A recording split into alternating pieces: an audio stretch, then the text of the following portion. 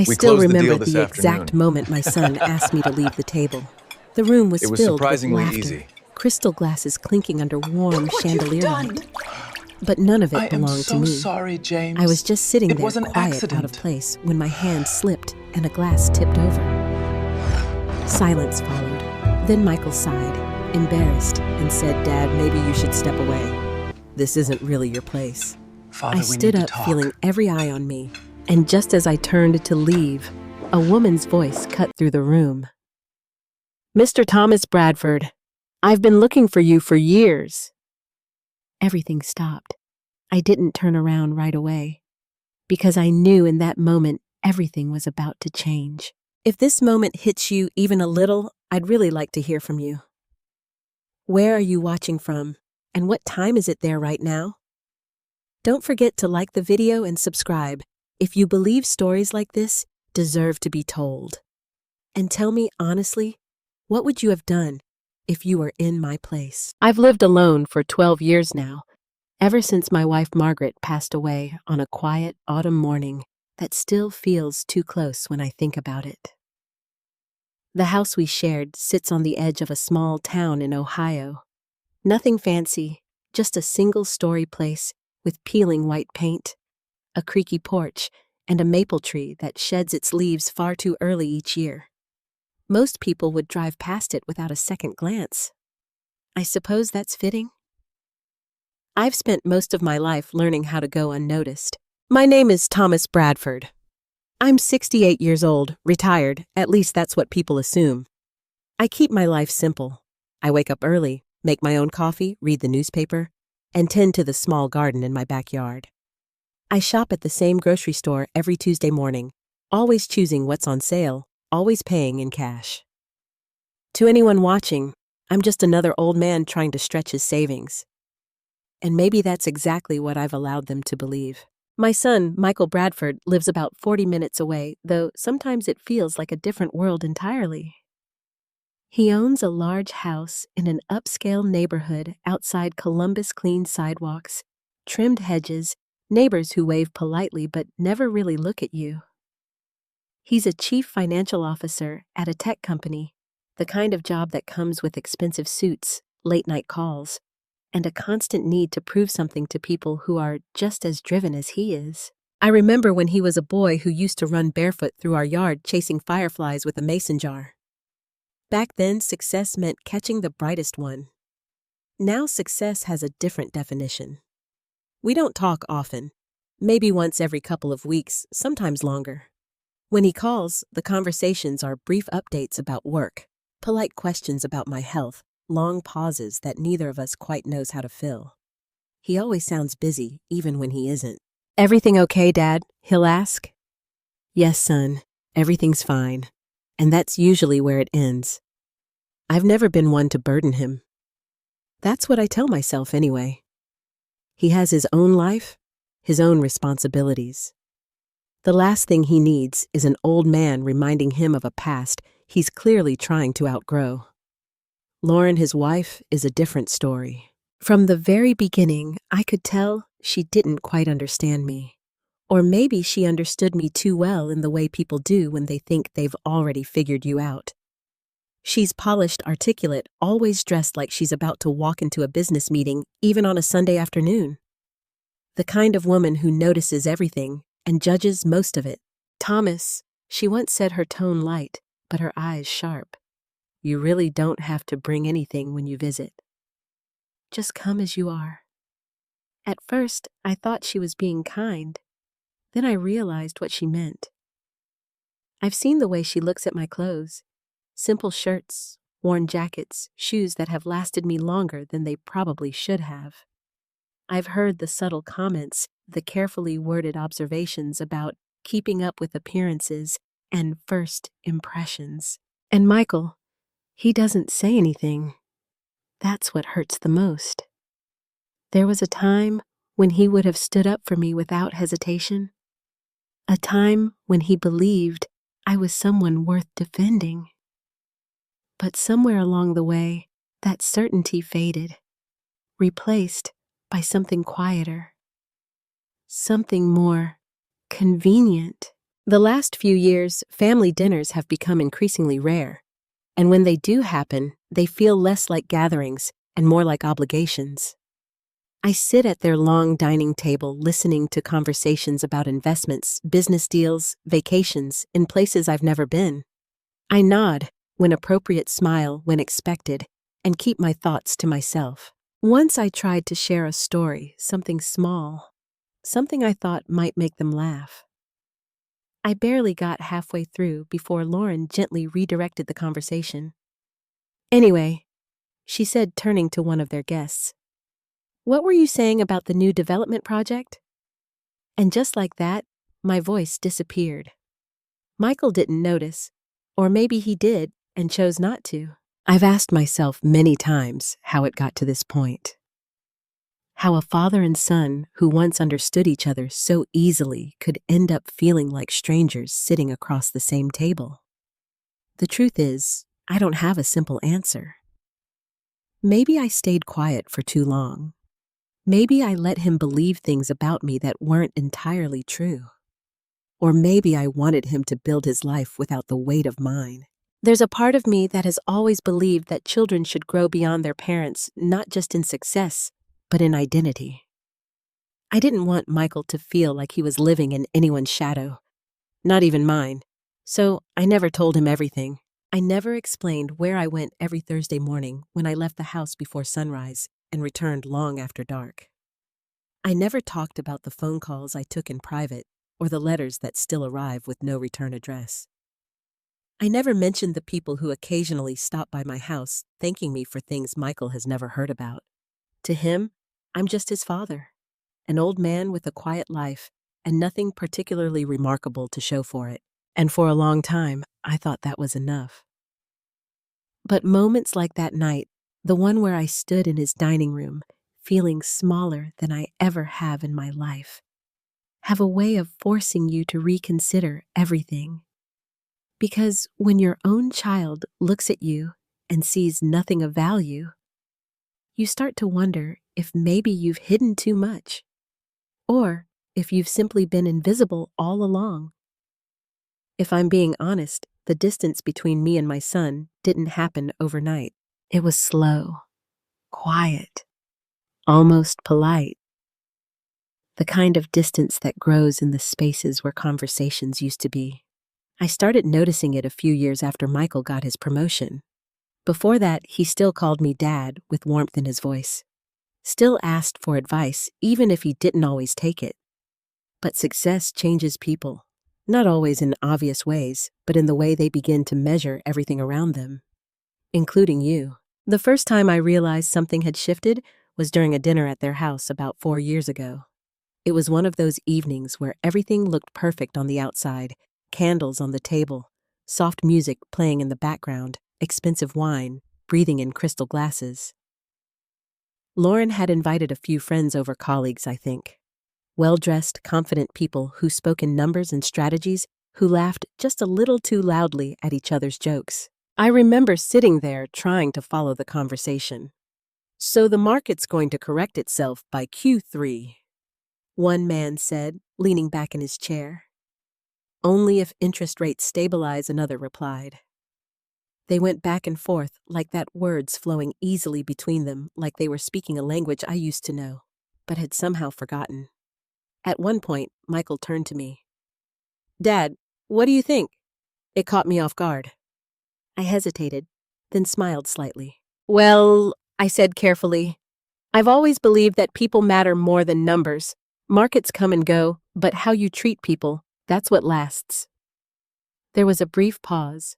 Not long, just enough to feel it. Then someone chuckled softly. "That's a very old-school way of looking at it," Lauren said, her tone light but dismissive. Michael smiled awkwardly and turned back to his guests. "Anyway, like I was saying," and just like that, I disappeared from the conversation. It became a pattern after that. Small moments, subtle shifts. Lauren would correct the way I spoke, gently but consistently.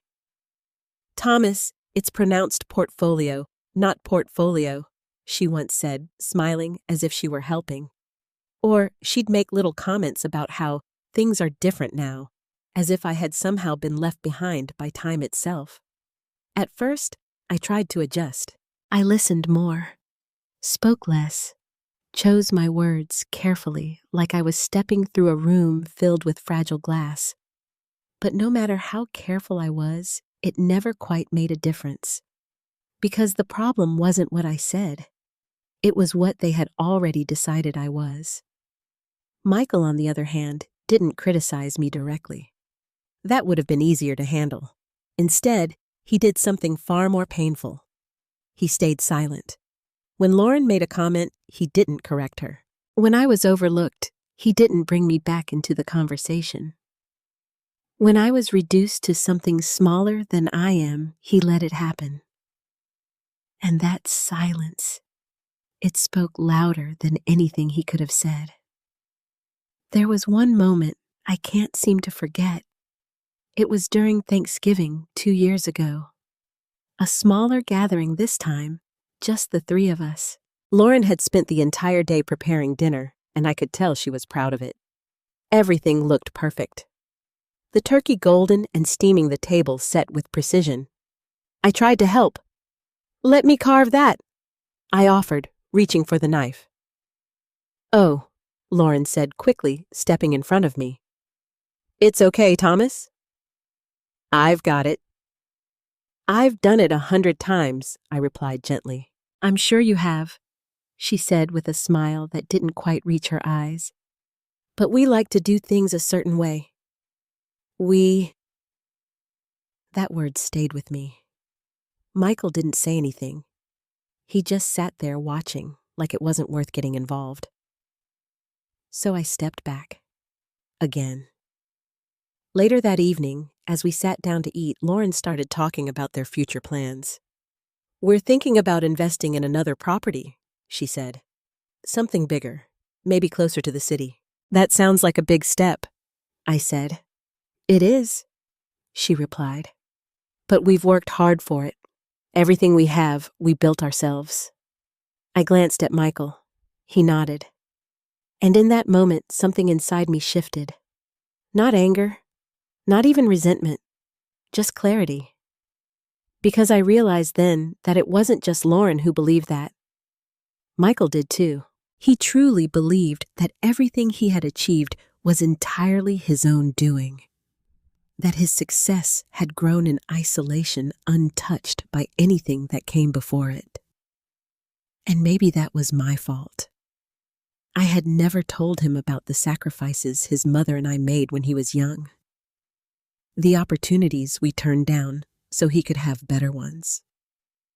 The choices that shaped his future long before he understood what the word future meant. I had never told him about the years I spent building something that had nothing to do with money, but everything to do with purpose.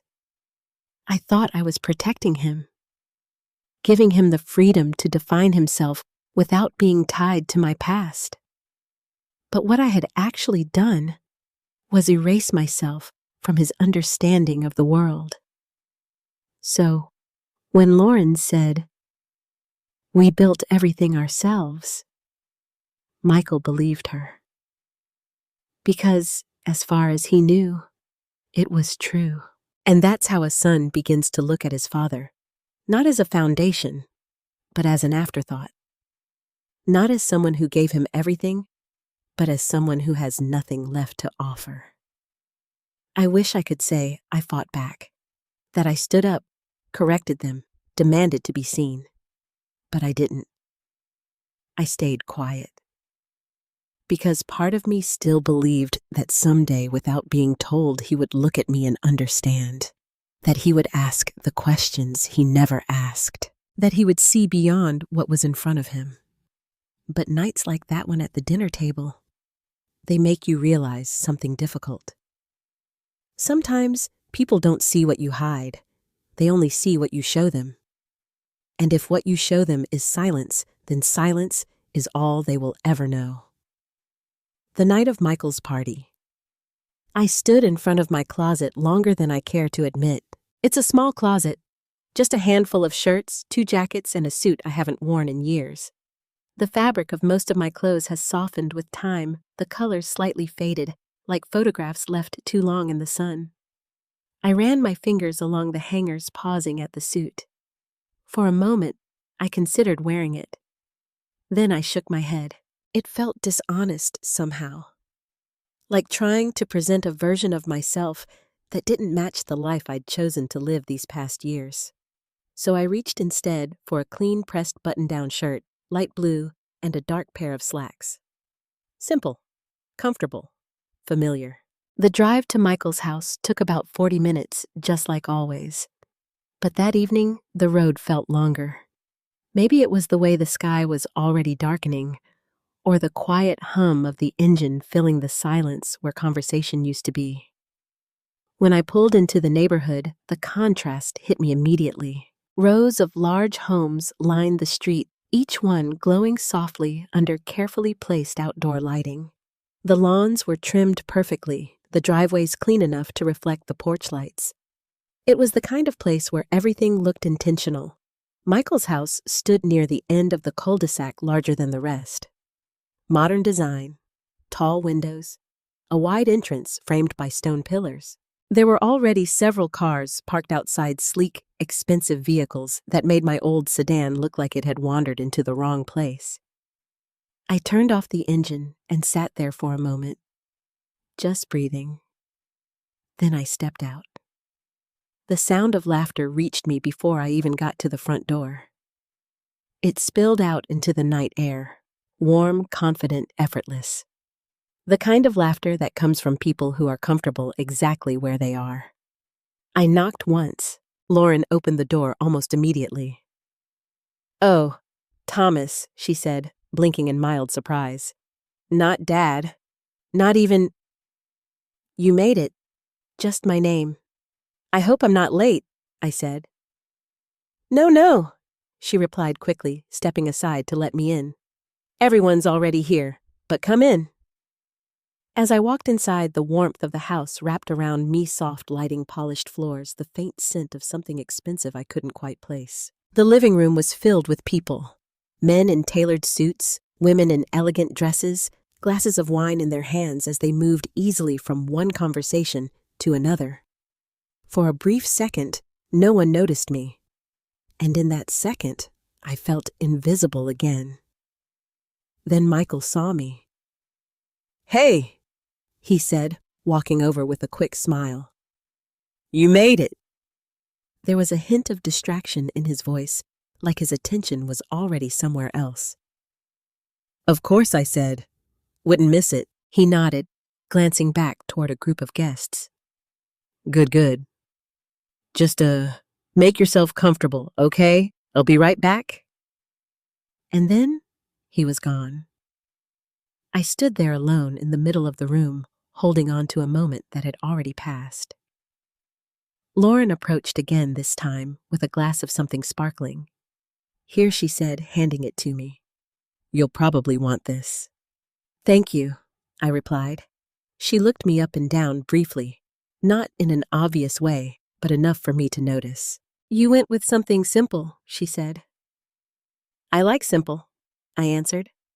She smiled politely. "Yes, I can see that." There it was again.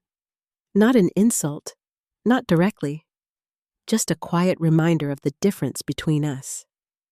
I moved toward the dining area where a long table had been set.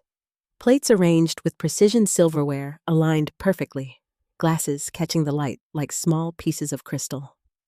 People were already taking their seats. I hesitated, unsure where to sit, until Lauren gestured toward the far end of the table. "Why don't you sit over there?" she suggested. "It'll be a little more comfortable." A little more comfortable. I knew what she meant. Away from the center. Away from the conversations that mattered. Still, I nodded. Of course. As I took my seat, I listened. Conversations flowed around me. Business deals, investment opportunities, travel plans. Names of cities I had never visited. Numbers that seemed too large to be real. At one point, the man sitting across from me leaned forward. "And you, sir," he asked, "what do you do?" It was a simple question, one I had answered many times before. "I'm retired," I said.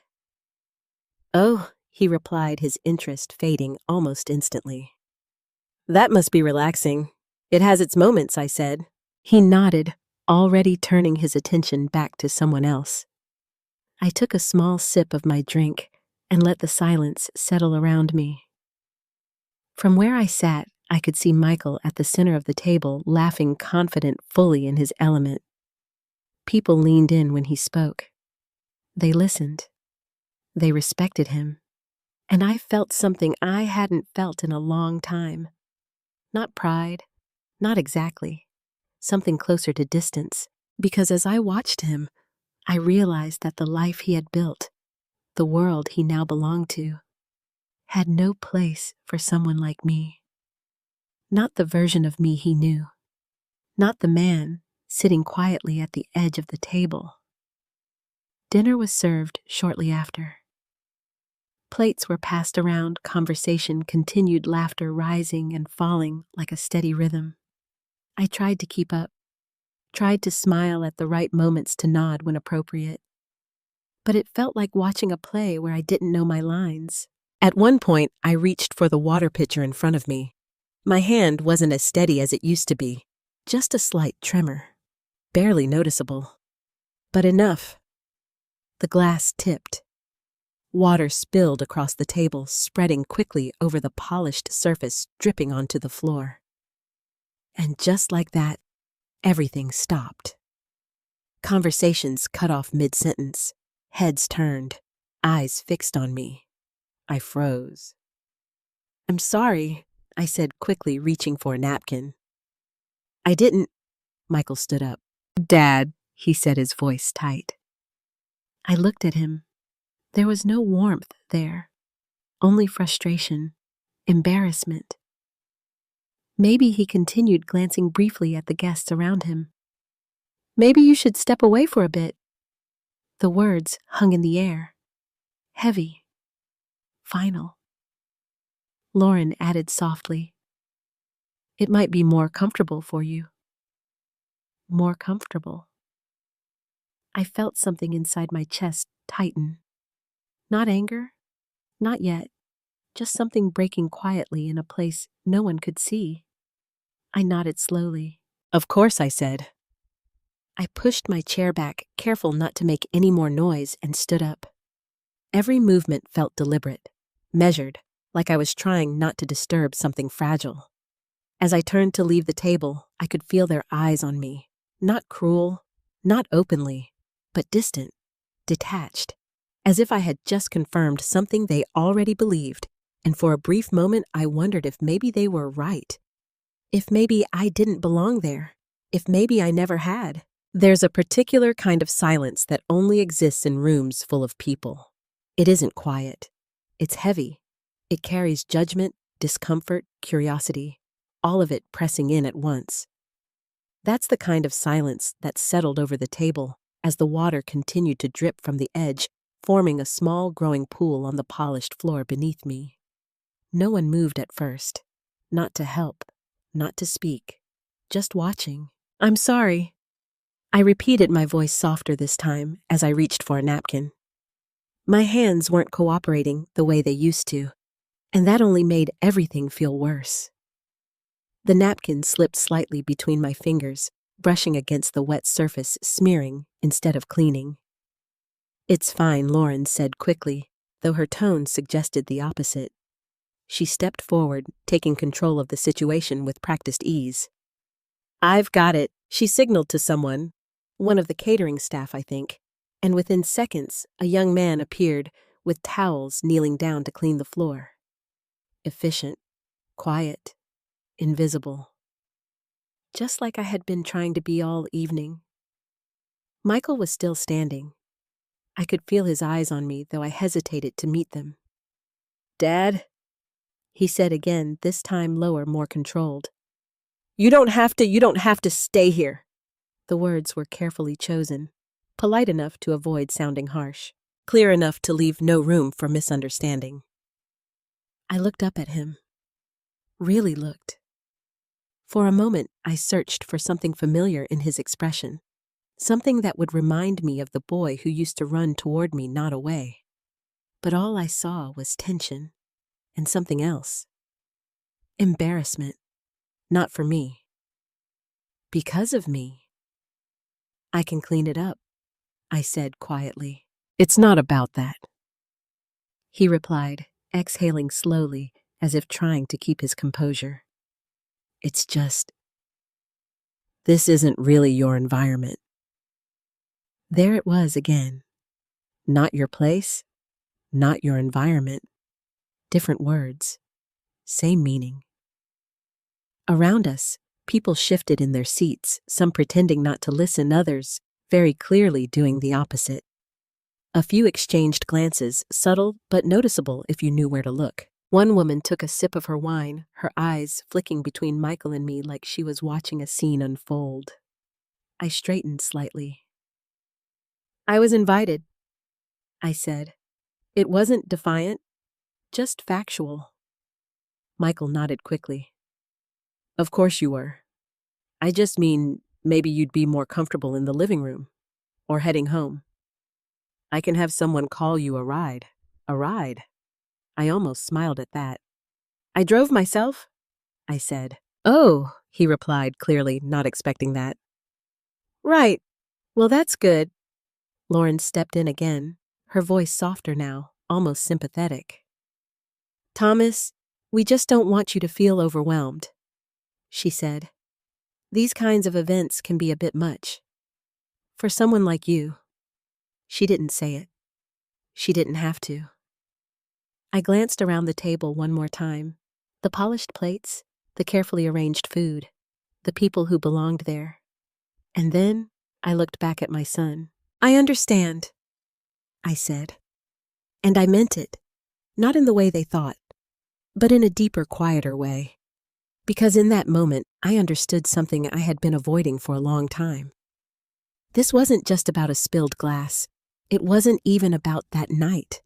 It was about how they saw me, who they believed me to be, and the role they had quietly assigned me in their lives.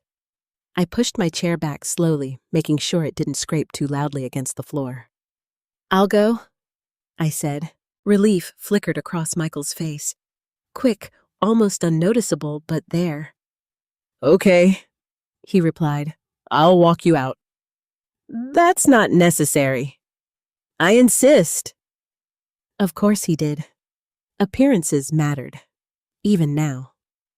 We walked side by side through the house, past the living room, where the laughter had already begun to return, past the kitchen, where someone was refilling glasses as if nothing had happened. Life was moving on. Without me. At the front door, Michael paused. Dad? I didn't mean to. It's all right, I said gently. He hesitated, searching for words that didn't seem to come. I have to maintain a certain image, he finally said. You understand, right? With my work, my colleagues, it's important. It's all right, I said gently. He hesitated, searching for words that didn't seem to come. I have to maintain a certain image, he finally said. You understand, right? With my work, my colleagues, it's important. Maintain an image. I nodded slowly. Yes, I said. I understand. And I did. More than he realized, because I had spent years maintaining an image of my own. Just a very different one. I'll call you later, he added, though we both knew he probably wouldn't. That's fine, I replied. He opened the door. Cool night air rushed in, brushing against my face, like a quiet reminder that the world outside that house still existed. I stepped out onto the porch. Drive safe, he said. I always do. For a moment, we stood there, neither of us moving, neither of us saying what actually needed to be said. Then he gave a small nod and closed the door behind me. Just like that, I was on the outside again. I walked down the driveway slowly, the gravel crunching beneath my shoes. The laughter from inside the house grew fainter with each step, replaced by the steady hum of the quiet street. When I reached my car, I paused. Not because I didn't know what to do next, but because something inside me needed a moment to catch up with everything that had just happened. I rested my hand on the roof of the car and took a deep breath. It would have been easy to leave, to get in, drive away, and let the night end the way it had begun. Quietly, without disruption. But life has a way of placing you at a crossroads when you least expect it.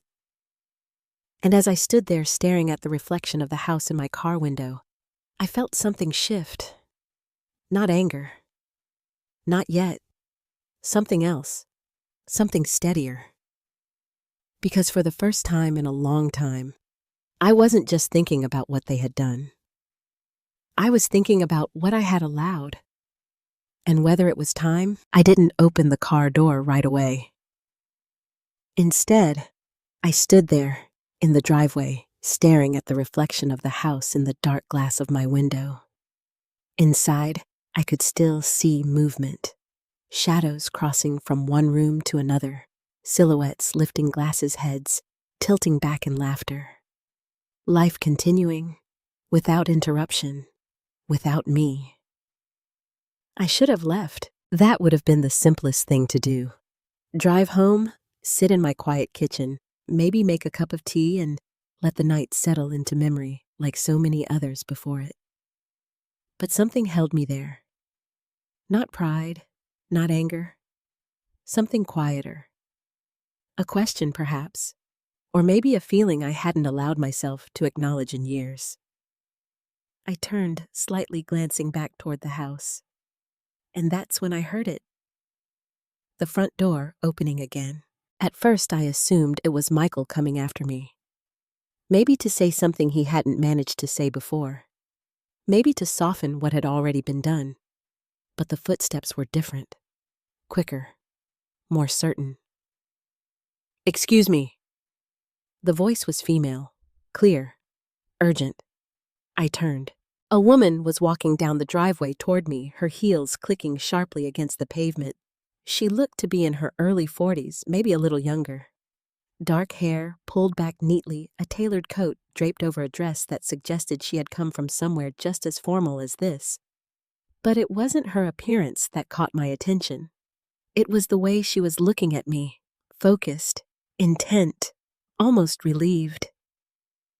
"Mr. Thomas Bradford," she asked, stopping just a few feet away from me. For a moment, I didn't answer. Not because I didn't hear her, but because of how she said it. Not casually, not uncertainly, with recognition. "Yes," I said, slowly. "That's me." Her shoulders dropped slightly, as if she had been holding her breath. "Oh, thank God," she said under her breath. "I was afraid I'd missed you." I frowned slightly. "I'm sorry. Do I know you?" She gave a small, almost nervous laugh. No, you don't, but I've been trying to find you for a long time." That was unexpected. "Find me," I repeated. "Yes." She reached into her bag quickly, pulling out a small notebook and a pen, though she didn't write anything yet. "My name is Sarah Mitchell. I'm a journalist." The name didn't immediately mean anything to me, but there was something about the way she carried herself, confident, composed, that suggested she wasn't just starting out. "I was told you might be here tonight," she continued. I wasn't sure if it was true, but I had to take the chance. I glanced back at the house again, then back at her, and why I asked carefully, would a journalist be looking for me? For a brief moment, she hesitated, not because she didn't know the answer, but because she was deciding how to say it. Because she said finally, her voice softening, "You're Thomas Bradford." I let out a quiet breath. "Yes," I said. "We've established that." She shook her head slightly, a faint smile touching her lips. "No," she said. "I mean you're that Thomas Bradford." The way she said it made something shift in the air between us. A weight. A recognition that didn't belong in this driveway under these quiet streetlights. I studied her face more closely now. The certainty in her eyes, the respect, and something else. Admiration. It had been a long time since anyone had looked at me like that. I think, I said slowly, you may have the wrong person. She didn't hesitate. I don't, she replied. I've seen the photos. I've read the reports. I've spoken to people who owe their lives to you. My chest tightened slightly. Not visibly, but enough. You're the founder of the Bradford Initiative, she continued. You built one of the most influential humanitarian networks in the Midwest, programs for homeless women, refugee support, education funding. I mean, there are entire communities that exist because of what you started. I felt my grip on the car door tighten. It wasn't fear. Not exactly. More like exposure. Because everything she was saying, everything she was bringing into the open was something I had spent years keeping quiet. That was a long time ago. I said, my voice lower now. It still matters, she replied immediately. I shook my head slightly. Not to the people inside that house. She followed my gaze toward the window where the party continued unaware. Her expression shifted. You mean your son?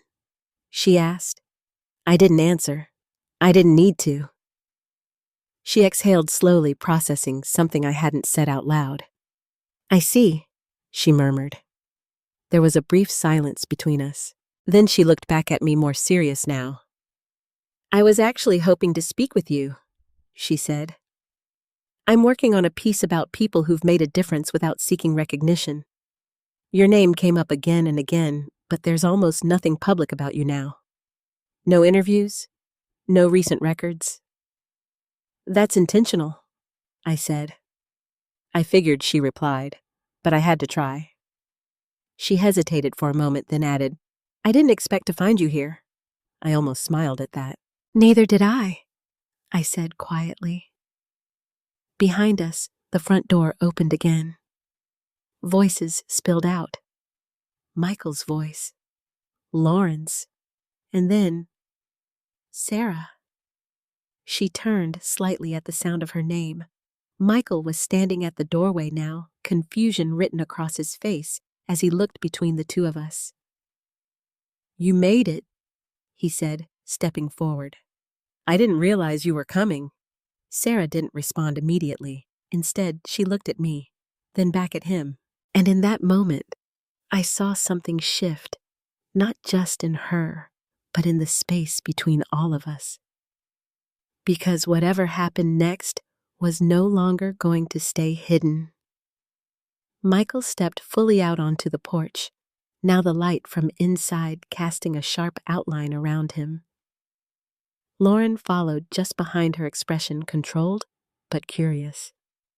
Sarah, Michael said again, this time with a polite smile. I didn't know you were coming tonight. You should have told me, I would have. He stopped mid-sentence because Sarah wasn't looking at him. She was still looking at me. I'm sorry, she said quietly, almost to herself. I didn't realize I was interrupting something. Michael's smile faltered slightly. No, not at all, he replied quickly. We were just, he glanced at me briefly, then back at her, wrapping up. Wrapping up. That was one way to put it. Lauren stepped forward, her tone warm, practiced. It's wonderful to finally meet you, Sarah, she said. Michael has mentioned your work. You're with the Herald, right? Yes, Sarah answered, though her attention only partially shifted. The Columbus Herald. That's impressive, Lauren continued. We've been hoping to connect with someone from your publication for a while. Of course they had. Connections, visibility, reputation. I remained silent, standing just off to the side as if I were no longer part of the conversation happening around me. But Sarah didn't let it stay that way. Actually, I remained silent, standing just off to the side as if I were no longer part of the conversation happening around me. But Sarah didn't let it stay that way. Actually, she said, her voice steady now. I came tonight because of him. She gestured clearly directly toward me. The shift in the air was immediate. Michael blinked. I'm sorry, he said. Sarah didn't hesitate. Mr. Thomas Bradford, she said again, more formally this time, is the reason I'm here. Lauren let out a small, polite laugh. Oh, she said lightly. You must have him confused with someone else. Michael nodded in agreement. Yeah, I think there might be a mix-up, he added. My dad, he's retired. He doesn't really? He founded the Bradford Initiative? Sarah interrupted. Silence. Not the kind from before. This one was sharper, more focused. Michael's expression didn't change immediately. It was as if the words had reached him but hadn't yet settled into meaning. The what, he asked. The Bradford Initiative, Sarah repeated. A nonprofit organization that's been operating for over 30 years. Housing programs, educational support crisis, intervention for women and children, I think. Lauren cut in gently, though her voice carried a hint of tension. Now you might be referring to someone else with the same name. Sarah shook her head. No, she said, I'm not. She reached into her bag again, this time pulling out her phone. With a few quick movements, she brought something up on the screen and turned it toward them. I've spent months researching this, she continued. There are limited public records, but enough to confirm identity. Photos from early projects, archived interviews, award ceremonies. Michael leaned forward, slightly squinting at the screen. Lauren stepped closer beside him, and I watched. I didn't move, didn't speak, because this moment, this exact moment, was something I had imagined in 100 different ways over the years, and none of those versions felt quite like this. What is this? Michael murmured, his voice lower now. It's him, Sarah said simply. Lauren's brows furrowed. That's not, she began, then stopped, because the resemblance was there. Younger, perhaps. Stronger. But unmistakable. Michael looked up at me slowly, really looked. And for the first time in a long time, there was no dismissal in his eyes. Only confusion. What is she talking about? He asked. It wasn't accusatory. It wasn't even angry, just uncertain. I took a small breath. I told you, I said quietly. I'm retired. That's not an answer, he replied. No, I agreed. It isn't. Sarah stepped slightly closer now, her voice softer but more insistent. You stepped away from public work about 10 years ago, she said to me. No official statement, no press release. Just gone. People who worked with you say you didn't want no press release. Just gone. People who worked with you say you didn't want recognition, that you believed the work mattered more than the name behind it. I gave a small nod. That's true. Michael shook his head slightly, as if trying to clear it. Wait, hold on. Worked with you say you didn't want recognition, that you believed the work mattered more than the name behind it. I gave a small nod. That's true. Michael shook his head slightly, as if trying to clear it. Wait, hold on, he said. You're saying my father, he gestured toward me, is the same person who started that organization? Yes, Sarah said. That's not possible. It is. No. He insisted, his voice rising just a fraction. If that were true, I would know. There it was. The assumption, the certainty. And beneath it, something beginning to crack. I looked at him, beginning to crack. I looked at him. You never asked, I said. The words landed quietly, but they landed. Michael froze. Lauren crossed her arms slightly, her posture shifting into something more guarded. Thomas, she said carefully, if there's something you've been involved in, that's wonderful, but this is a very serious claim. It's not a claim, Sarah replied. It's documented. She turned her phone again, this time pulling up an articly an old one, judging by the layout. A photograph filled the screen. A younger version of me, standing beside a group of women and children, all of us smiling in front of a building that didn't exist anymore. I recognized it instantly. Michael did too, because he stared at it longer than he needed to. Then slowly, he looked back at me, and something in his expression changed. Not completely, not yet, but enough. "You never told me," he said. It wasn't a question. It was something closer to disbelief. I met his gaze. "I didn't think it mattered," I said. Sarah let out a quiet breath, almost like she had been waiting for that moment. "It matters," she said. But I wasn't looking at her. I was looking at my son, and for the first time in years, he was finally looking back. Not past me, not through me, at me. And I could see it now. The realization, slow, uncomfortable, but undeniable. The image he had built of me, the quiet, insignificant man at the edge of his world, was no longer holding together. And he didn't yet know what to replace it with. The silence stretched longer than anyone seemed prepared for. Even the sounds from inside the music, the laughter, felt distant now, like they belonged to another place entirely.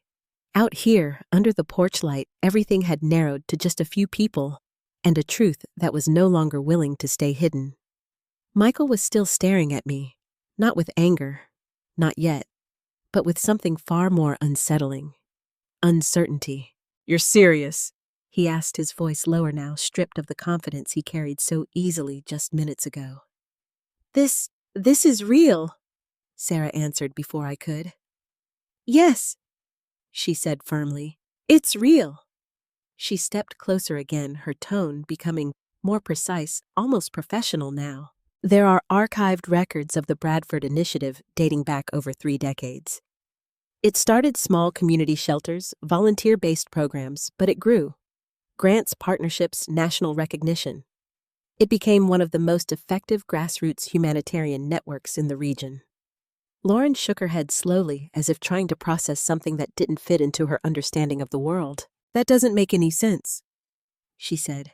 "If that were true, there would be records, visibility, recognition." "There is," Sarah replied calmly. "Just not in the way you're expecting." She turned the phone again, scrolling. "Here," she said, pointing.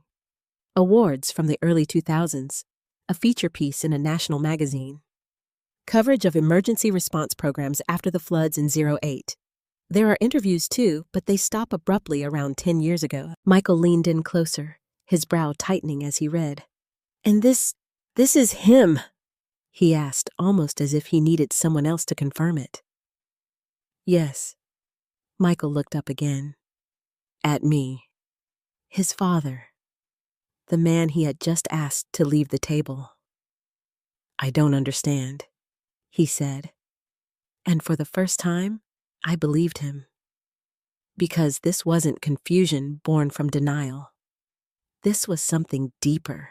A realization that the story he had built in his mind, the version of me he had accepted as truth, was incomplete. And now, it was collapsing. "I never told you," I said. The words felt simple, but they carried weight. "Why not?" he asked immediately. There was no accusation in his voice, just urgency, as if he needed an answer to hold on to something that was slipping away. I paused, not because I didn't know what to say, but because I had never really said it out loud before. "Because it wasn't about me," I said quietly. Michael frowned slightly. What does that even mean?" "It means," I continued, "that even mean.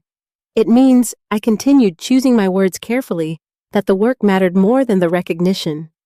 The people we helped, they didn't need to know my name. They needed support, stability, a chance. choosing my words carefully that the work mattered more than the recognition. The people we helped, they didn't need to know my name. They needed support, stability, a chance. Lauren crossed her arms tighter now, her expression sharpening. But you built something significant, she said. You're saying you just walked away from that. I didn't walk away, I replied. I stepped back. That's not the same thing, she said. No, I agreed. It isn't. Sarah watched the exchange closely, her gaze moving between all of us as if she were witnessing something she had only expected to write about, not experience firsthand. You stepped back, she repeated, but the organization continued. It evolved. There are still programs running today under different leadership. People who worked with you say you refused to put your name on expansions partnerships, even funding proposals. I nodded slightly. That's true, but why? Michael pressed. This time, there was something else in his voice. Not just confusion, frustration. Why would you hide something like that? He asked. Do you have any idea what that could have meant? He stopped himself, then continued for everything. Why would you hide something like that? He asked. Do you have any idea what that could have meant? He stopped himself, then continued for everything. Everything. I understood what he meant. Reputation, connections, opportunities, the same things that had defined the evening inside that house. I didn't want it to define you, I said. Michael blinked. What? I didn't want my past to become your foundation, I explained. I wanted you to build something of your own. Something that belonged to you, not something you inherited. I didn't want my past to become your foundation. I explained. I wanted you to build something of your own. Something that belonged to you, not something you inherited. That's not how it works, he said quickly. People build on what comes before them. That's the whole point. Sometimes, I said. But sometimes, people stop seeing themselves clearly when they stand in someone else's shadow. Lauren let out a small, incredulous breath. So instead, you let him think you were what? Just a retired man with nothing to show for his life. The words were sharp, but not entirely wrong. I looked at her. I let him see what I chose to show him. I said. And that was a mistake. Michael replied immediately. There it was, the first crack of something stronger. Emotion. I held his gaze. Yes, I said. It was. That seemed to catch him off guard. He had expected resistance, maybe even defensiveness, not agreement. Then why he started but stopped again. His thoughts clearly tangled. Because the question wasn't simple. It wasn't just, why didn't you tell me? It was, how did I not see you? And that question didn't have an easy answer. Behind us, the door opened again. More guests had begun to notice that something was happening outside. A few of them stepped onto the porch drawn by curiosity. Conversations inside were slowing. Attention was shifting. The private moment we had been standing in was becoming public. Sarah glanced toward the growing audience, then back at me. Mr. Bradford, she said quietly. People deserve to know what you've done. I shook my head slightly. That's not why I did it. I know, she said, but that doesn't mean it shouldn't be acknowledged. Michael looked between us. So this is why you're here, he asked her. To write some kind of story about him? Yes, she said simply. And you thought tonight was the best time to bring this up? Her expression softened just slightly. I didn't know tonight would be like this, she admitted. I just knew he would be here. Michael let out a short breath, running a hand through his hair.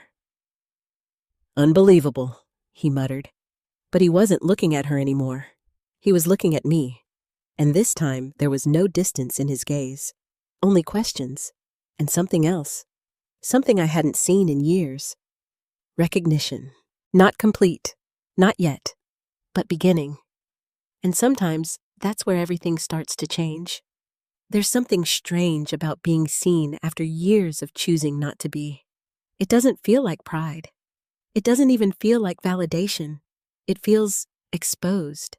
Standing there under the porch light with Michael's eyes fixed on me and strangers beginning to gather behind him. I felt something I hadn't felt in a very long time. The weight of my own past pressing back into the present. "You're saying you built all of this?" Michael murmured, his voice quieter now, almost as if he were speaking to himself. "And you just never told me." I didn't answer right away, because the truth wasn't something that fit into a single sentence. "It didn't happen all at once," I said finally. "Nothing meaningful ever does." Sarah stepped slightly to the side, giving space, instinctively understanding that what was unfolding now was no longer her story to lead. "This started before you were even old enough to understand what I was doing," I continued, looking at Michael. "Back when your mother was still alive." At the mention of Margaret, something softened in his expression. He didn't say anything, but I saw it. The memory, the connection. "She was the one who first brought me to the shelter," I said. "A small place, barely funded, barely functioning. Just a few volunteers trying to help women who had nowhere else to go." I paused briefly, the image forming clearly in my mind. "It wasn't supposed to be anything permanent," I went on. "Just a way to help. A few evenings a week. But once you see something like that, really see it, you can't unsee it." Michael listened. Quiet now. No interruptions, no dismissals. "They didn't need sympathy," I said. "They needed structure, stability, someone willing to stay long enough to make a difference." "And you did?" he said. "Yes." Sarah glanced at me, her expression shifting slightly, as if even she was hearing parts of this for the first time. "We started small," I continued. "Basic resources, food, temporary housing, then education programs, job training, legal support. It grew because the need was there, and because people cared." "And you led all of that?" Lauren asked, her voice no longer dismissive, but careful. "I helped build it," I said. "But I wasn't alone. There were dozens of people who gave their time, their energy, their lives in some cases." Michael shook his head slowly. "But you were the founder." "Yes, and you never thought to tell me," he pressed. This time, there was something sharper in his voice. Not anger, but something close to it. "I thought about it," I admitted. "Then why didn't you?" he asked. I looked at him. Really looked. "Because this was the moment where the truth mattered most. Because I saw what it was doing to people around me," I said. He frowned. "What do you mean?" "I mean," I continued, "I saw how quickly recognition can become expectation, how easily it turns into pressure, comparison, identity." I took a slow breath. "I didn't want you to grow up feeling like you had to live up to something you didn't choose." Michael let out a short, disbelieving laugh. "So instead," he said, "you let me believe you were nothing." The word landed harder than he intended. I could see it in his face immediately after. But it was too late to take it back. I didn't flinch, because in a way, he wasn't wrong. "I let you believe what you saw," I said calmly. "That's not the same thing," he replied. "No," I agreed. "It isn't." Lauren shifted beside him, her posture no longer rigid but uncertain. "You could have told him the truth without overwhelming him," she said. "Maybe," I replied, but I didn't trust where the line was. "And now?" Michael asked. "Now." That word carried more weight than any of the others, because now everything was different. I think I said slowly that I underestimated how much silence can distort the truth. He didn't respond immediately, and for a moment, the only sound was the faint murmur of voices behind us, the party now fully aware that something significant was unfolding outside. One of Michael's colleagues stepped onto the porch, curiosity written plainly across his face. "Everything okay?" he asked. Michael didn't even look at him. "Yeah," he said absently. "Just give us a minute." The man hesitated, then nodded and stepped back inside. Michael turned back to me. "All those years," he said, "when we struggled, when Mom was sick, when we barely made ends meet."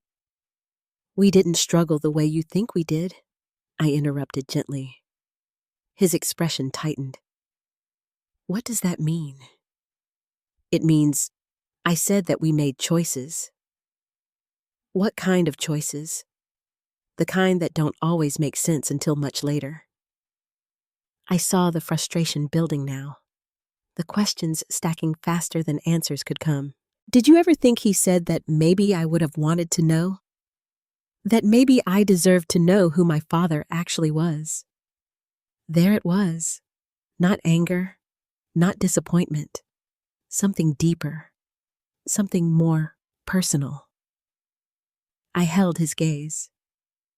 "Yes," I said, and he pressed, and I chose differently. "Why?" The question came out sharper now, more direct.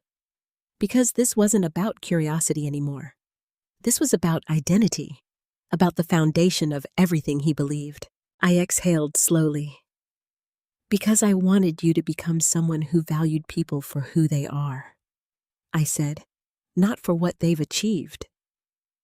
He stared at me, and for a moment, I thought he might understand, but then he shook his head. "That's not what happened," he said. No, it wasn't, and that was the part I hadn't planned for. "That's not what happened." Michael's words lingered in the air between us, heavier than anything that had been said so far. He wasn't yelling. He wasn't accusing. But there was something raw underneath it now. Something honest that hadn't been there before. "You didn't teach me to value people," he continued, his voice tightening.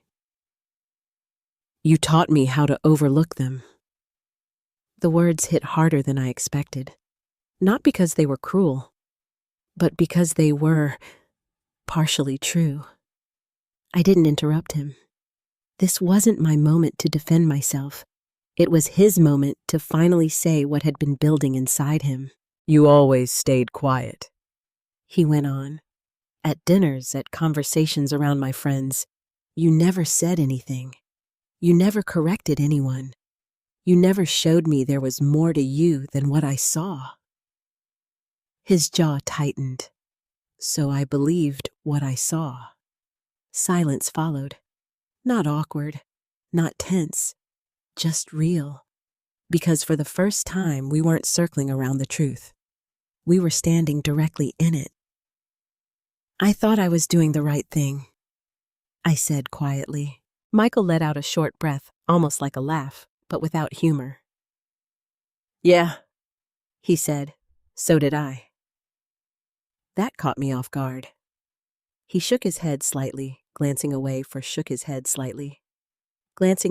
moment before looking back at me. "I thought I was protecting something too," he admitted. "My image, my reputation, the way people see me." He paused, his voice lowering. "I thought if I let people see you the way you are," a moment before looking back at me. "I thought I was protecting something too," he admitted. "My image, my reputation, the way people see me."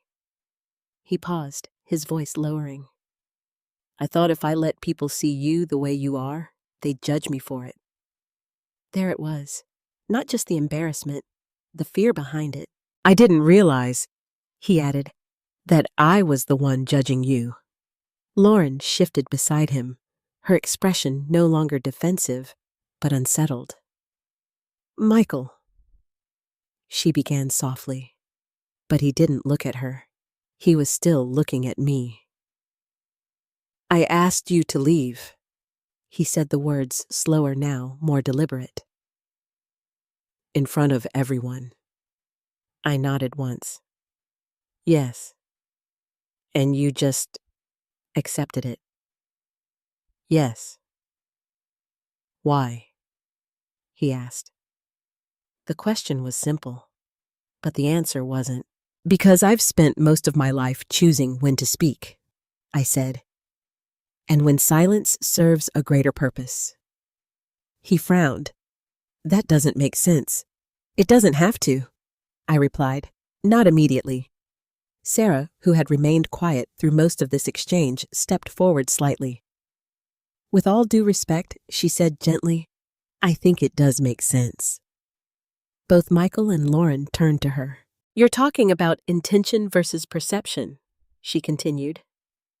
Mr. Bradford chose silence to protect something, your independence, your identity.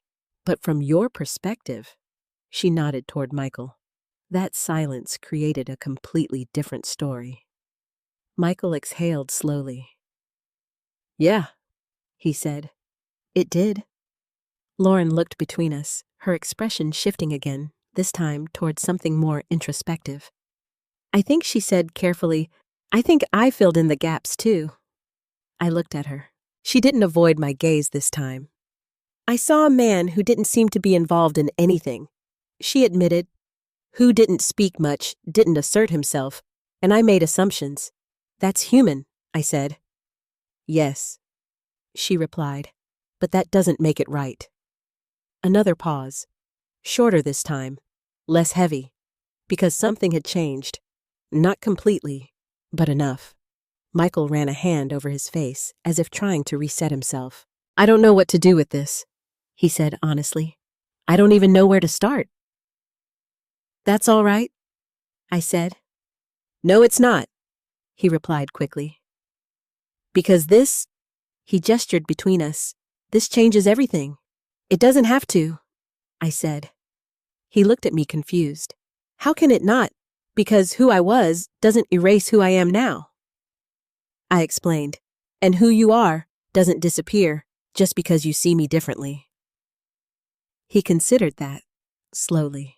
But it does change how I see you, he said. Yes, I agreed, and that's where the real work begins. Sarah watched quietly, her presence now less intrusive, more observant, like she understood she was witnessing something far more meaningful than any article she could write. Behind us, more people had gathered, though they kept their distance, sensing that this wasn't something to interrupt. Michael glanced toward them briefly, then back at me. I owe you an apology, he said. The words came out clearly, without hesitation. I studied his face, looking for signs of performance, of obligation. But there were none, only sincerity. You do, I said. He nodded. I'm sorry, he said. Not just for tonight, but for everything leading up to it. Lauren stepped closer as well. I'm sorry too, she added quietly. I shouldn't have spoken to you the way I did, or thought about you the way I did.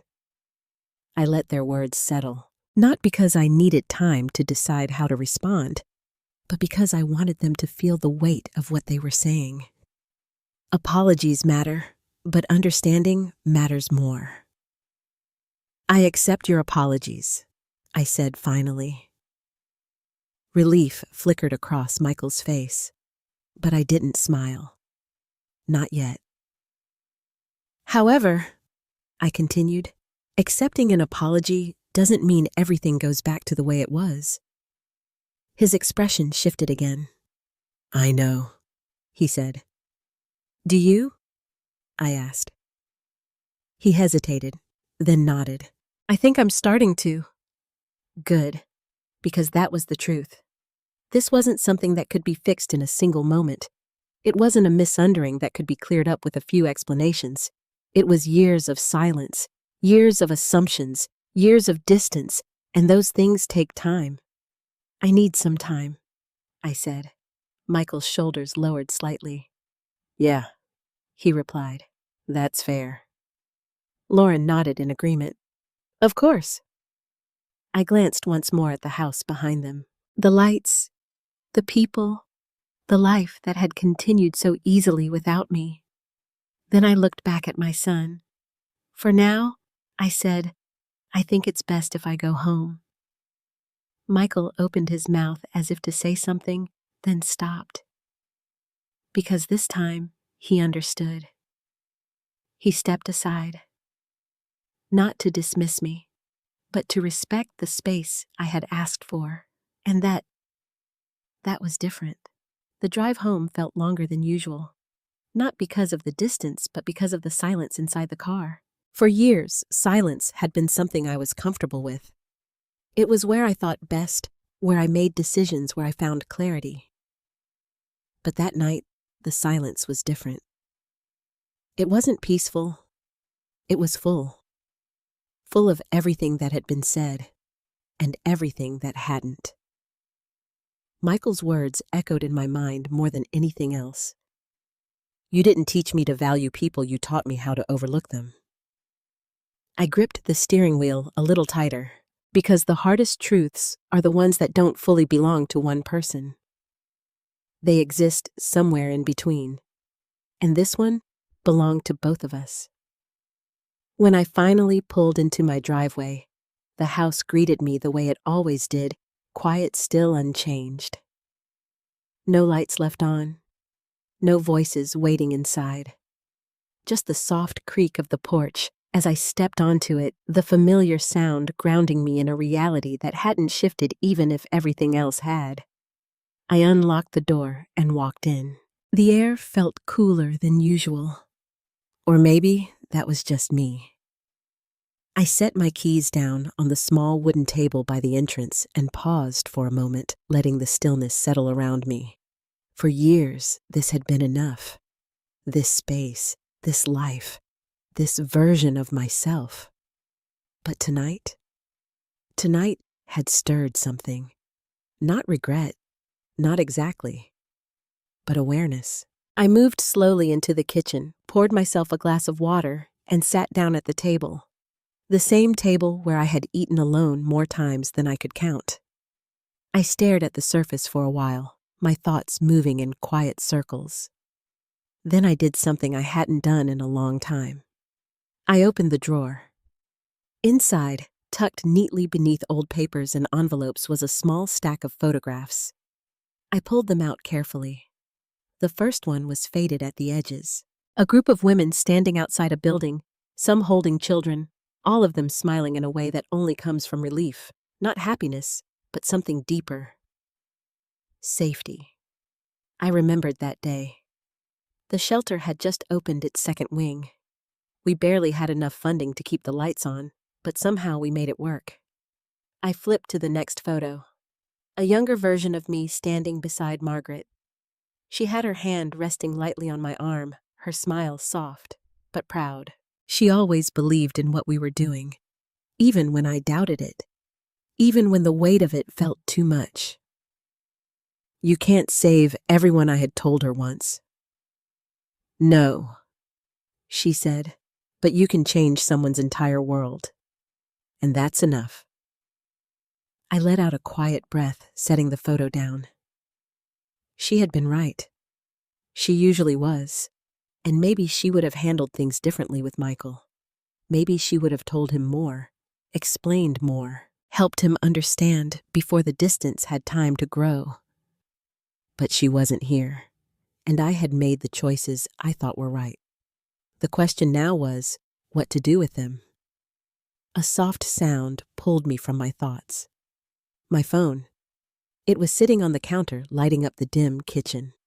I stared at it for a moment before standing up and walking over. Michael. Of course, I didn't answer immediately, not because I didn't want to, but because I knew this conversation wouldn't be simple. After a few seconds, I picked up. Hello? There was a brief pause on the other end. Hey, Dad?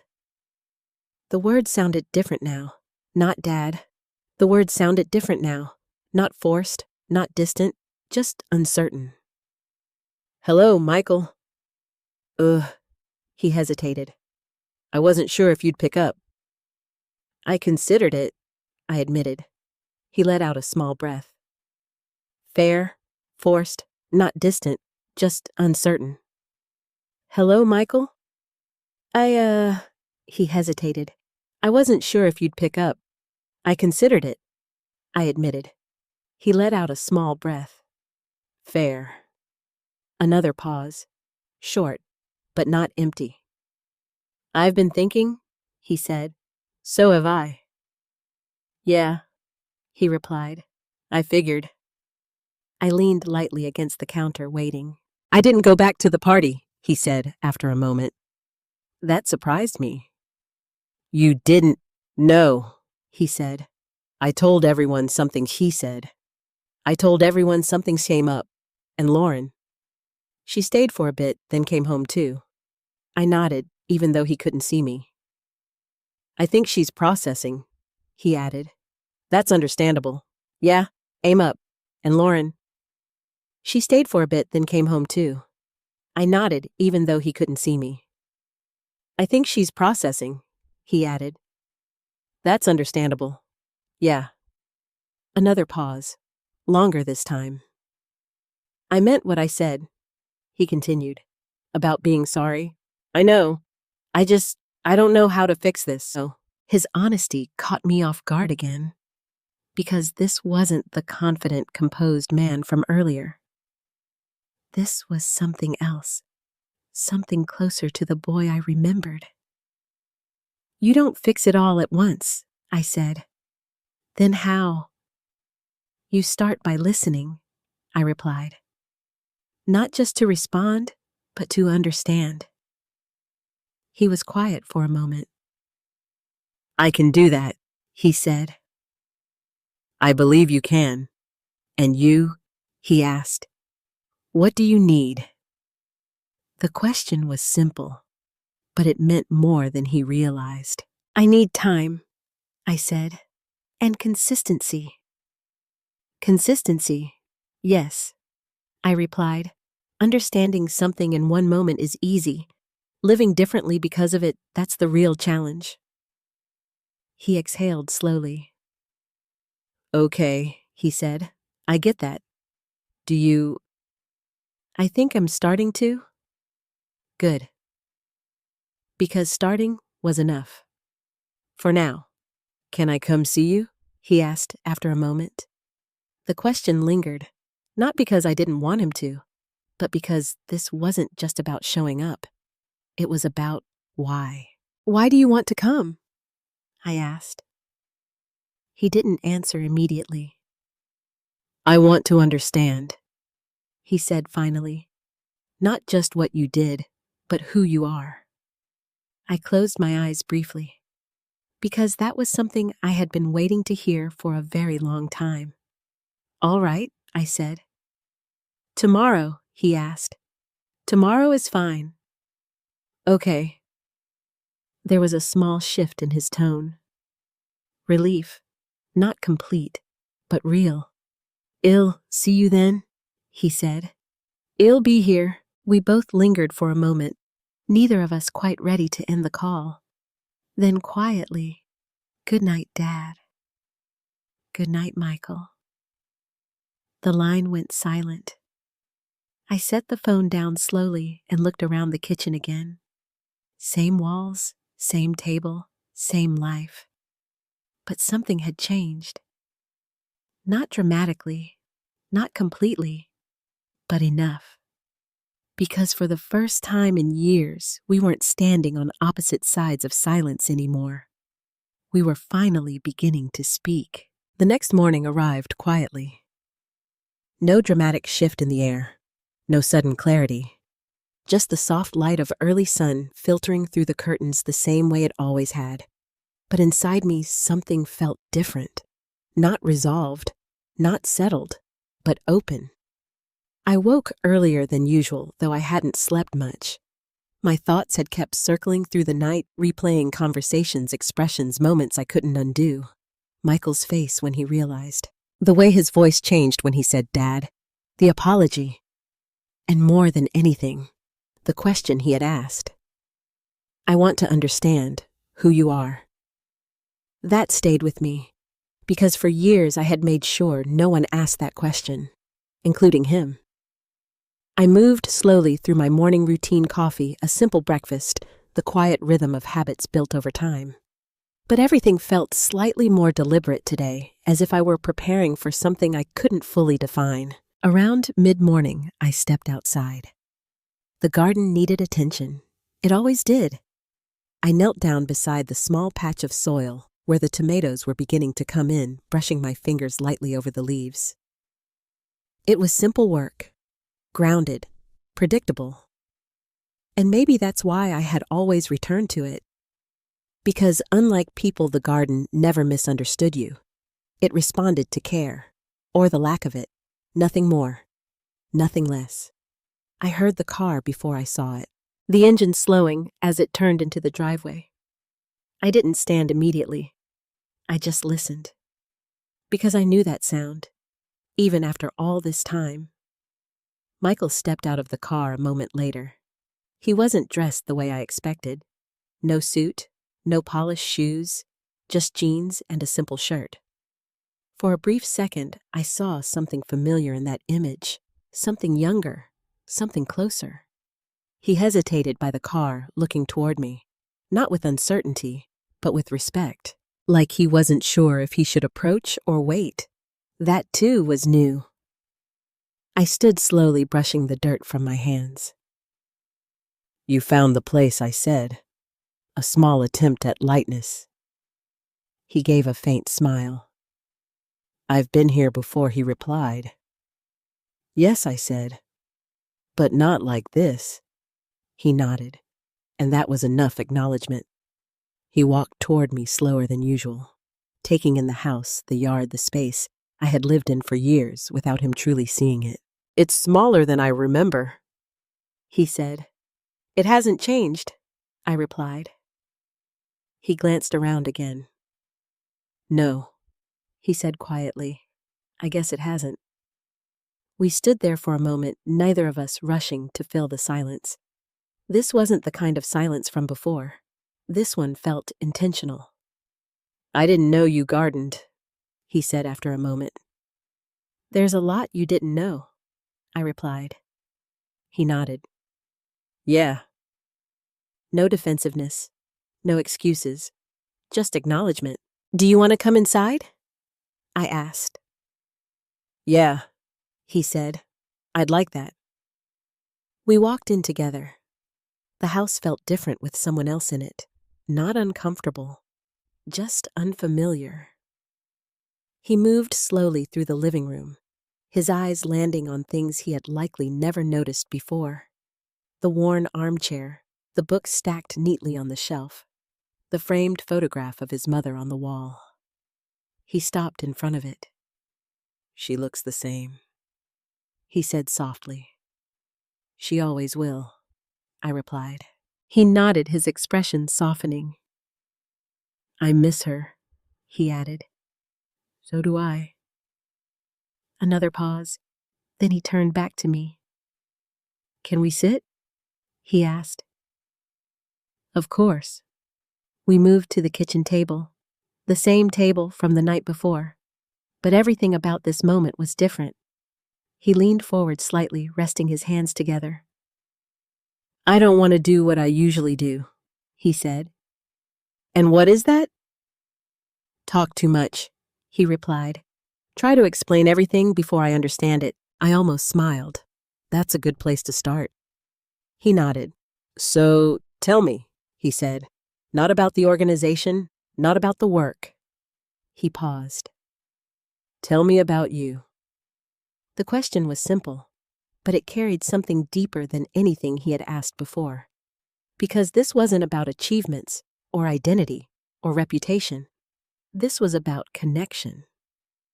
I leaned back slightly, considering where to begin. "That's not an easy question," I said. "I know," he replied, "but I'm willing to listen." And I believed him. So, I started. Not with the big things, not with the accomplishments, but with the small ones. I grew up in a house not much bigger than this one, I said. My father worked long hours. My mother made sure we always had what we needed, even when it didn't seem possible. He listened. Really listened. No interruptions. No distractions. I learned early on that people carry more than they show, I continued, and that sometimes the strongest thing you can do is simply stay. He nodded slowly. That sounds like something you've done a lot of. Yes, I said. Maybe too much. He considered that. What do you mean? I said that staying quiet, staying back, can be just as harmful as speaking too loudly. That landed. I could see it. Is that what you think happened with us? He asked. Yes, he leaned back slightly, absorbing that. I think I filled the silence with my own assumptions, he said. That's what people do, I replied, and I didn't question them, he added. No, he exhaled slowly. I want to change that. I nodded. I know. And I know it won't happen overnight, he said. That's true. But I'm here, he added, and am not leaving this time. I looked at him, really looked, and for the first time in a long time, I didn't see distance. I saw effort, and sometimes that's where healing begins. Michael stayed longer than I expected that day, long enough for the morning to fade into afternoon and for something unfamiliar but not unwelcome to settle into the space between us. It wasn't comfort, not yet, but it wasn't distance anymore either. It was effort. And effort, I've learned, is often the first real sign that something is worth saving. We didn't talk about everything all at once. That would have been too easy and too shallow. Instead, we moved slowly, carefully, like two people learning how to speak a language they once knew but had forgotten over time. At one point, he followed me back out into the garden, not because I asked him to, but because he chose to. What do you usually do out here? He asked, watching as I checked the soil around the plants. I take care of what needs attention, I said. He nodded as if that answer meant more than it seemed to. After a moment, he crouched down beside me, awkward at first, uncertain, like he wasn't sure where to put his hands or how to help. I handed him a small tool. Loosen the soil around the roots, I said. Not too deep. He did as I instructed, carefully, concentrating more than the task required. This is slower than what I'm used to, he admitted. Yes, I said. It is. He glanced at me. Doesn't it get frustrating? Sometimes, I replied. But most things that matter take time. He let that sit for a moment. I think that's what I've been missing, he said quietly. What do you mean? I've been moving so fast. He explained. Always thinking about the next step, the next deal, the next opportunity, I didn't stop to look at what was right in front of me. I didn't respond immediately because I wanted him to hear his own words, to understand them. I didn't see you, he added. That part, he said softer. I know, I replied. He exhaled slowly. I don't want to be that person anymore.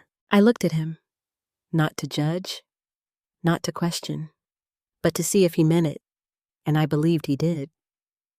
Then don't be, I said simply. He gave a small, uncertain smile. I wish it were that easy.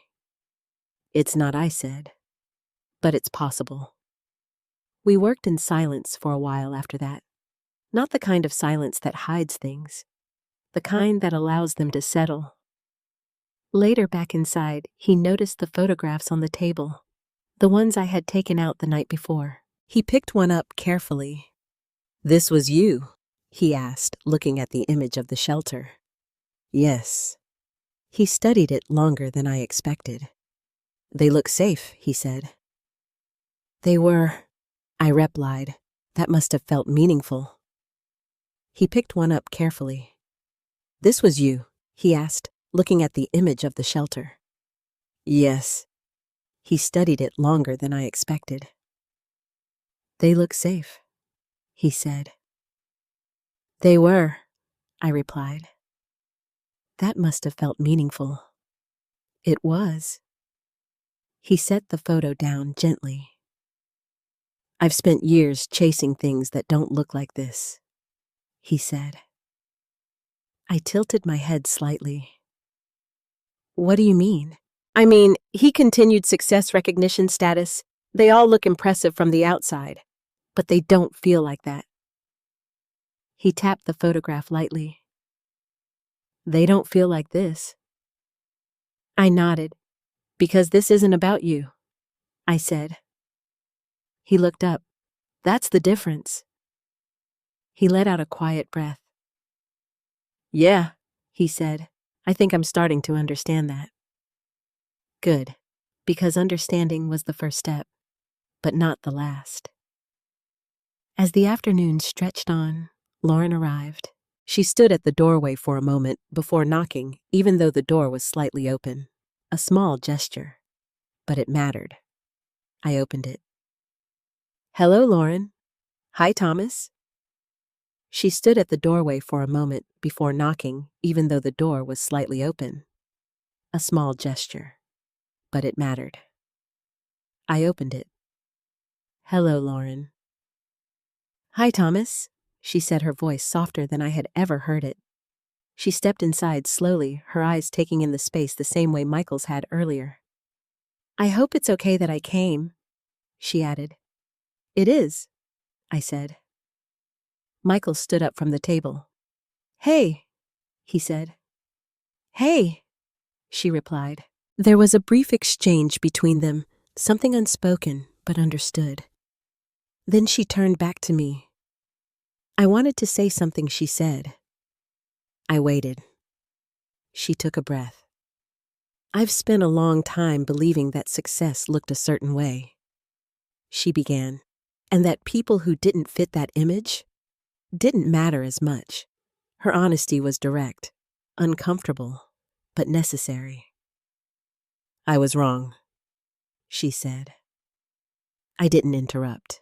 "I judged you," she continued. "Not because of who you are, but because of what I assumed you weren't." She paused. "And I'm sorry for that." I studied her for a moment.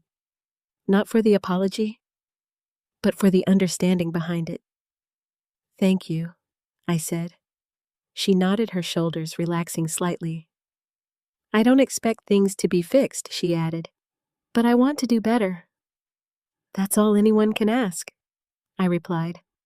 Michael looked between us, something like relief crossing his face. Not because everything was resolved, but because something had shifted. Together. We sat down again, this time not as separate pieces of a broken dynamic, but as people willing to rebuild it, not quickly, not perfectly, but honestly. "I've been thinking," Michael said after a while, "about what comes next." I glanced at him. "And I want to see the organization," he said. "The one you built." I considered that, not because I didn't want him to, but because I needed to understand why. Why I asked. He didn't hesitate. "Because I want to learn," he said. "Not just about what you did, but how you did it." Lauren nodded. "I'd like that too," she added. I looked at both of them, and for the first time in a very long time, I didn't see distance. I saw a possibility. "All right," I said. Michael's expression shifted. "Really?" "Yes," I replied. "But understand this, what you'll see there isn't about recognition. It's about responsibility." He nodded immediately. "I know. Do you?" I asked. He held my gaze. "I will," he said. And that was enough, because change doesn't begin with certainty. It begins with willingness. And for the first time, they were willing. We didn't go to the organization that same day. That would have been too soon. Understanding something in conversation is one thing, but stepping into the reality of it is something else entirely. Instead, the days that followed became something I hadn't expected. They became consistent. Michael called. Not once. Not out of obligation, but regularly. Short conversations at first. Simple check-ins. How are you? Did you get enough rain for the garden? What are you working on this week? Nothing dramatic, nothing forced, but steady. And Lauren, she changed too. Not overnight, not perfectly, but noticeably. She stopped trying to lead every conversation. Stopped correcting. Stopped assuming. The first time she asked me a genuine question, without expectation, without judgment, I noticed it immediately. What was the hardest part she had asked over the phone one evening? The hardest part of what I replied. Building something that actually matters. I paused. Not because I didn't know the answer, but because I wanted to be sure she was ready to hear it. Letting go of control, I said. She was quiet for a moment. I thought it would be something else, she admitted. Most people do, I replied. What do you mean, I mean? But because I wanted to be sure she was ready to hear it. Letting go of control, I said. She was quiet for a moment. I thought it would be something else, she admitted. Most people do, I replied. What do you mean? I mean, I said people think the hardest part is starting or funding or growing. But the truth is, if you want something to last, you have to let it exist beyond you. She didn't respond right away, but I could hear it in her breathing. She was thinking, really thinking, and that mattered. A week later, we made the decision. We would go. Not as a spectacle, not as a visit to something impressive, but as a step toward understanding. The building wasn't what most people would expect. It wasn't large. It wasn't new. It didn't carry the kind of presence that demanded attention. But it was alive. You could feel it the moment you walked in. People moving with purpose. Conversations happening in quiet corners. Children laughing somewhere down the hall. Not chaos. Not noise. Just life. Michael stopped just inside the entrance, taking it in. This is it, he asked softly. This is part of it, I said. He nodded slowly. Lauren stood beside him, her posture more reserved than usual, her eyes moving carefully across the space. This doesn't look like what I imagined, she admitted. It rarely does, I replied. We walked further inside. A woman approached us, mid-50s steady presence, the kind of person who didn't need to raise her voice to be heard. She stopped when she saw me, and for a moment, her expression changed. Not surprise. Recognition. Thomas, she said. It had been years since I heard my name spoken like that. Evelyn, I replied. She stepped forward, her smile warm but measured. I heard you might come by one day, she said. I didn't expect it to be today. Neither did I admitted. Her gaze shifted to Michael and Lauren.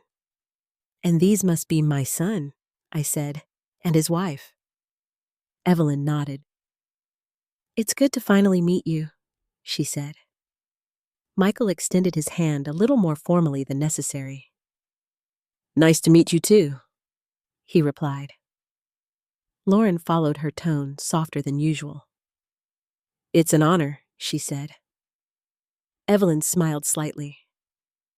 We don't use that word much here, she said, but I understand what you mean. She turned back to me. Do you want a tour? She asked. I glanced at Michael. He nodded. Yes, I said. I think that would be good. We walked through the space slowly. Evelyn explained things as we went, not with pride, not with exaggeration, but with clarity. This room is for intake. I glanced at Michael. He nodded. Yes, I said. I think that would be good. We walked through the space slowly. Evelyn explained things as we went, not with pride, not with exaggeration, but with clarity. This room is for intake, she said. People come in, we assess what they need, housing, legal help, medical care. Michael listened closely, asking questions, not to impress, but to understand. And how many people come through here? He asked. More than we can always handle, Evelyn replied. But we do what we can. We moved on. This area is for job training, she continued. Basic skills, certifications, whatever helps them move forward. Lauren stepped slightly closer, observing. And the funding, she asked. How does that work? Evelyn glanced at me briefly, then back at her. It's changed over the years, she said.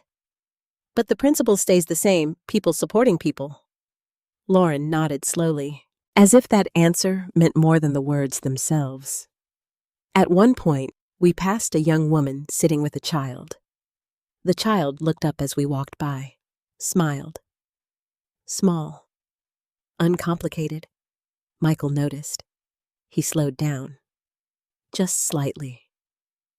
Do you ever get used to this? He asked quietly. To what I replied. He gestured gently. To knowing that people depend on this place. I shook my head. No, I said. You don't get used to it. Then how do you handle it? You don't, I replied. You respect it. He absorbed that, and I could see it happening. Not all at once, but piece by piece. The understanding he had asked for was beginning to take shape. By the time we finished, we stood back near the entrance again. Michael didn't speak immediately. He just looked at the people, at the space, at something he had never truly seen before. This is what you chose, he said finally. Yes. Over everything else. Yes. He nodded slowly. I think I understand now, he said. I didn't respond. Because understanding isn't something you declare. It's something you demonstrate. Lauren stepped closer beside him. I see it too, she said quietly. Evelyn watched the three of us for a moment. Then she smiled, just slightly. People usually come here thinking they're going to help, she said. But most of the time, they leave having learned something instead. Michael let out a quiet breath. Yeah, he said. That sounds about right. We stepped outside. The air felt different, not lighter, but clearer. And as we stood there together, I realized something. Not everything had been fixed. Not everything had been healed. But something had changed in a way that couldn't be undone. Because they hadn't just heard my story. They had seen it. And sometimes, that's what it takes. It wasn't a grand moment.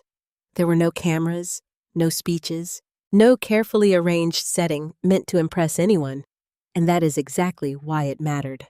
A few weeks after our visit to the organization, Michael invited me over again.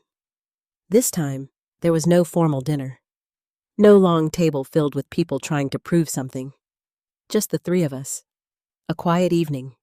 Simple food. Real conversation. I noticed the difference the moment I walked in. Lauren opened the door.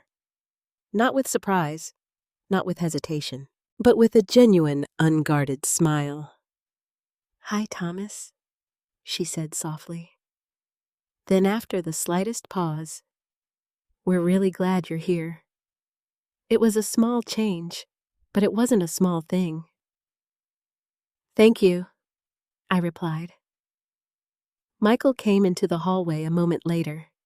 He didn't rush, didn't perform. He just walked up to me and placed a hand on my shoulder. Hey, Dad, he said.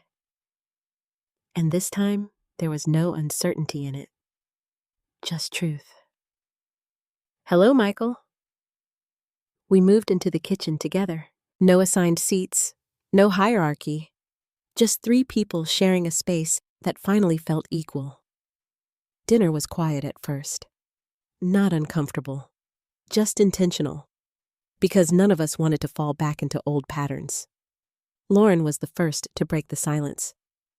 "I tried something new tonight," she said, gesturing lightly toward the food. "It's not perfect, but I thought it would be good to keep things simple." "It looks good," I said. She smiled. "Thank you." Michael glanced at me. "She's been cooking more," he added. "Says it helps her slow down." Lauren gave him a small look. "Don't make it sound like I never cooked before." He smiled. "I'm just saying it's different now." Different. Yes, that was the right word. We talked about small things at first. The garden, work, the weather. But beneath it all, something deeper was settling into place. Respect. Not assumed, not forced, earned. At one point, Michael leaned back slightly, studying me in a way that felt new. "I told someone about you," he said. I raised an eyebrow slightly. "Oh, not everything," he clarified quickly. "Just that my father built something that actually matters." I didn't respond right away. Because that sentence, it carried something I hadn't heard from him before. Pride. "I wasn't sure how to say it at first," he continued. "But then I realized I don't have to explain everything. I just have to me to explain everything. I just have to me and it." I nodded slowly. "That's usually enough." Lauren looked between us. "I think people are starting to see things differently," she said. "Maybe," I replied. "But what matters is how you see them." She nodded. "I know, and it." I nodded slowly. "That's usually enough." Lauren looked between us. "I think people are starting to see things differently," she said. "Maybe," I replied. "But what matters is how you see them." She nodded. "I know." There was a moment later in the evening that stayed with me. It wasn't dramatic. It wasn't planned. It just happened. A neighbor stopped by. Someone Michael knew from work. He stepped inside briefly mid-conversation, casual and confident. Then he saw me. "Hey," the man said. "I didn't realize you had company." Michael didn't hesitate. "This is my dad," he said. "Simple, clear. But then, this is Thomas Bradford," he added. "He's the one I told you about." There was no embarrassment in his voice, no hesitation, no need to downplay or explain, just pride. The man shook my hand. "Nice to meet you," he said. "I've heard some interesting things." I smiled slightly. "I hope they were good." "They were," he replied. After he left, Michael didn't say anything right away. But he didn't need to, because I had heard it, felt it, understood it. Later that night, as I stood near the doorway preparing to leave, Michael walked me out. Just like he had before. But this time, everything was different. The air, the silence, the space between us. "Thank you for coming," he said. "Thank you for inviting me." He hesitated for a moment. Then, "I'm proud of you," he said. The words came quietly, but they carried weight. Not because of what they meant, but because of how long it had taken for them to be said. I looked at him, at my son, and for the first time in years, I didn't see distance. I saw understanding. "I'm proud of you too," I replied. He smiled, not the confident smile he showed the world. Something softer, something real. As I walked to my car, I paused for a moment and looked back at the house. The lights were still on, but they felt different now. Not distant, not separate, connected. Not because everything was perfect, but because we had chosen to see each other honestly. And sometimes, that's all it takes to begin again. I got into my car and drove home. The road felt shorter this time, or maybe I just wasn't carrying the same weight anymore, because the truth had been seen, the silence had been broken. And what remained was something stronger than either of them. Respect, understanding, and the quiet, steady beginning of healing. Life has a way of revealing truths when we least expect it. Sometimes we spend years being misunderstood, not because people don't care, but because they only see what we allow them to see. And sometimes the people closest to us form their understanding not from truth, but from silence. Thomas Bradford's story reminds us of something deeply important. Who we are is not defined by how loudly we speak or how much recognition we receive. Often, the most meaningful lives are lived quietly in the background, where impact is measured not in applause, but in changed lives. But there's another truth here too. Love, especially within a family, is not automatic understanding. It requires effort, listening, humility. Michael didn't change because he discovered his father was important. He changed because he realized he had failed to see him as human. And Thomas's, he learned that silence, even when well-intentioned, can create distance instead of strength. Maybe in your life, there's someone you've misunderstood, or someone who has misunderstood you. Maybe there are things left unsaid, stories never shared, respect never expressed. It's not too late, because healing doesn't begin with perfection.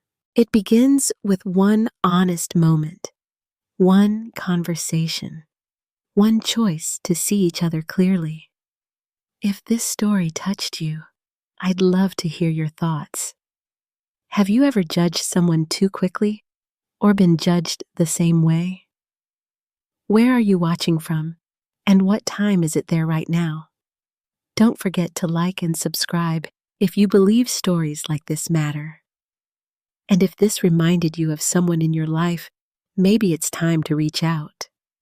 Because sometimes the people we think we know best are the ones we've never truly seen.